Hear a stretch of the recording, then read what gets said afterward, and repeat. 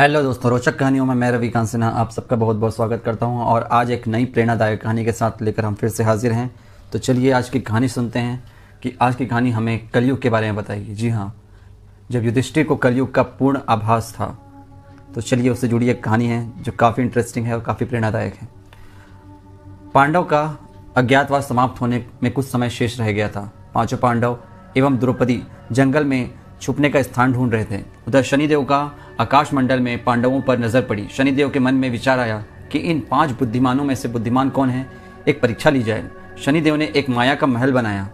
कई योजन दूरी में उस महल के चारों कोने थे, पूरा, पश्चिम, उत्तर, दक्षिण। अचानक भीम की नज़र महल पर पड़ी और वो आकर्षित हो गया। भीम युधिष्ठिर से बोला, भैया मुझे महल देखना है। भाई ने कहा, जाओ, तुम महल देख के आ सकते हो। भीम महल के द्वार पर पहुंचा। वहां शनिदेव दरबान के रूप में खड़े थे। भीम बोला, मुझे महल देखना है। शनिदेव ने कहा, महल की कुछ शर्तें हैं। तो भीम ने कहा, बताइए। तो दरबान ने कहा, पहली शर्त, महल के 4 कोने हैं, आप एक ही कोना देख सकते हैं। दूसरी शर्त, महल में जो देखोगे उसकी सार सहित व्याख्या करोगे। और तीसरी शर्त, अगर व्याख्या नहीं कर सके तो कैद कर लिए जाओगे। भीम ने कहा, मैं स्वीकार करता हूँ, ऐसा ही होगा। और वह महल के पूर्व छोर की ओर गया। वहां जाकर उसने अद्भुत पशु पक्षियों और फूलों एवं फलों से लदे वृक्षों का नज़ारा देखा। आगे जाकर देखता है कि 3 कुएं हैं, अगल बगल में छोटे कुएं और बीच में एक बड़ा सा कुआं। बीच वाला बड़ा कुआं में पानी का उफान आता है और दोनों छोटे खाली कुएं को भर देता है।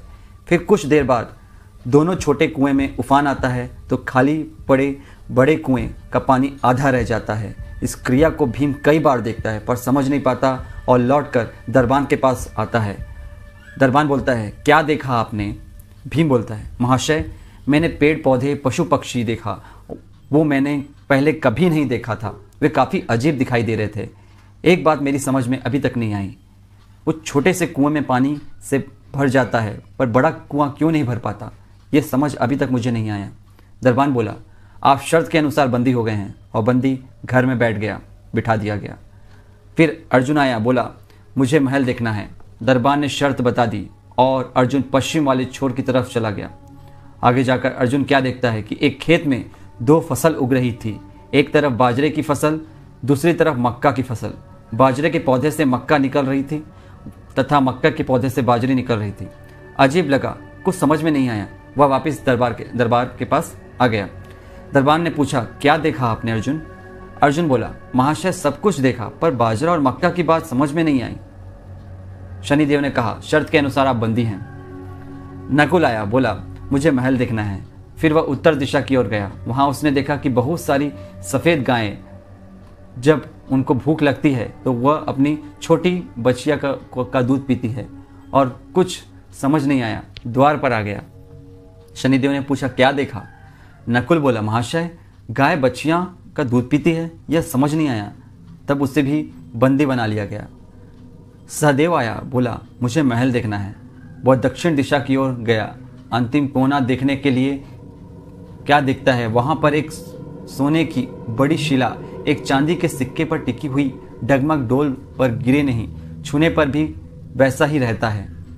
समझ नहीं आया। वह वापस द्वार पर आ गया और बोला, सोने की शिला की बात समझ में नहीं आई। तब वह भी बंदी हो गया। चारों भाई बहुत देर से नहीं आए। तब युधिष्ठिर को बहुत चिंता हुई।